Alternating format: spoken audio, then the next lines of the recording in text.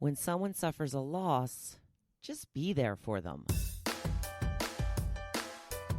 Welcome to the Hopefulist with me, Wendy McClure. This is where we turn those nasty, negative thoughts into positive and work toward a happy, fulfilled life. Now, let's get started. Going to be a little bit of a more somber tone for this week's podcast, talking a little bit about grief. So thank you for joining me. Still trying to be a little hopeful and happy and be helpful for those around you who may be in need. One of the hardest things about getting older is losing the people we love. My mother-in-law passed away this week after a long illness.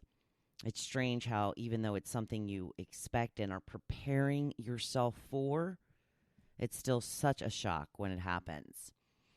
Although I'm feeling the loss myself, my goal for the past week is being there for my husband and his family. Losing a parent is one of the hardest things, and I want to be there for them in any way I can. That means checking in on them, offering to help out wherever I can, making life as easy for them as possible during this difficult time. I read a post by Sheryl Sandberg, the COO of Facebook, a few years back that made me uncomfortable and defensive. She had lost her husband suddenly to a heart attack, and she was posting about how quickly people seem to move on from dealing with her grief. She wondered why people would say, "How are you doing?" or "How you doing?" implying that it was just a normal day instead of asking, "How are you today?" which meant they knew she was still deep in grief over the loss of her husband. Now, at first, the post made me angry because I did the exact same thing she was saying. I always figured maybe that person wasn't thinking about loss at the moment, and I didn't want to bring it up. But unfortunately, that's not how grief works. I never forget it's happened, and I believe they truly appreciate any thoughts about how they are holding up. Sheryl went on to write Option B, which is a book about dealing with grief. It helped me understand a lot about how to help. Loss is one of those things you never get over. You just learn to live with it. Hopefully you can get to the point where a reminder makes you smile instead of sad. My mother-in-law and I played Words with Friends together. It's hard signing on now because I keep looking to see if she got back to me on our game. Grief and loss pop up in the most interesting places, but this is nothing compared to what her son and daughters are going through, people that talk to her every day. I can't imagine that wanting to pick up the phone just to say, "Good morning, Mom," and realizing you can't anymore. But here is what I've learned. Reach out to those suffering a loss, not just for a day or a week, but check on them in the coming months. Ask how they're holding up. Ask if they need to talk. Offer to do something for them. Don't just say, "Let me know if I can do anything." Everybody says that, but do you ever get, "Yeah, all right, this is what you can do"? Rarely, because that's putting it back on them. Instead, tell them you're dropping off food, taking them out to lunch, or bringing a bottle of wine over so you guys can hang out and talk. Remember that this is a long process, and it's helpful to keep checking in. One of the things I did this past week was go over and help start packing up my mother-in-law's condo because they're going to be putting it up for sale. Packed up the kitchen, I cleaned it up, did some work in the closet, just trying to do anything that I can to make life easier for them. They didn't ask me to do it, just did it. If there's a situation like that where you can find something that you can just do it.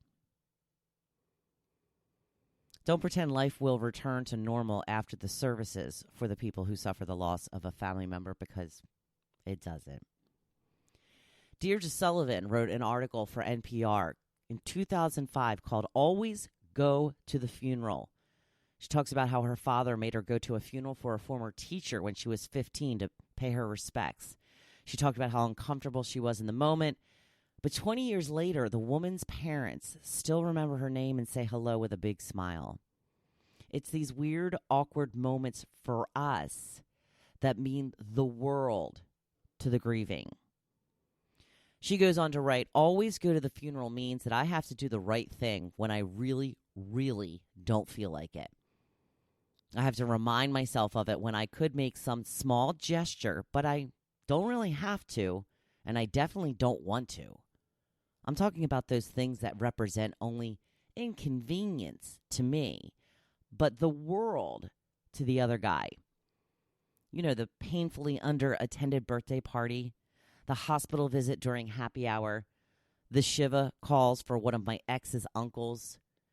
In my humdrum life, the daily battle hasn't been good versus evil. It's hardly so epic. Most days, my real battle is doing good versus doing nothing. I've put this into practice often in my life. I remember when a friend of mine lost her father. I drove to the funeral home by myself, stood in a massive line to pay my respects. I will always remember the look of surprise and appreciation on her face when she saw me.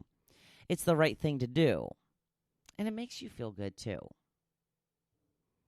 I know loss is awkward, and it's hard to know what to say, but saying the wrong thing, in my opinion, is often better than saying nothing at all. You can always apologize for your awkwardness.